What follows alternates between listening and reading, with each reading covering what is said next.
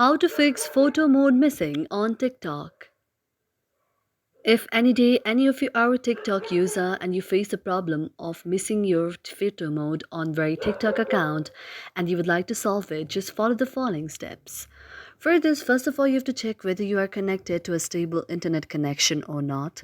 That may be your Wi-Fi connection or your data connection as well. After that, you have to tap on the option of settings on the top. After tapping on the option of settings, now you can see that it will take you to an interface like this. After it takes you to an interface like this, now you have to go to the next icon. That is, you have to go to the search icon and then you have to search apps out there.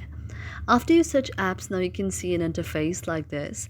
After it takes you an interface like this, now what you have to do is you have to go to the very option of the application list that are on your mobile device. For that, you have to wait for a while like this, and after that, you can see the list of various applications that are on your mobile device. After you see the list of the various kind of applications on your mobile device, you have to find the option of TikTok there. Now for that, you can go to the option of search apps and then search TikTok. After you tap on TikTok, you can see an interface like this. Now here in the notification, you have to allow the notification to all and also give permissions to all.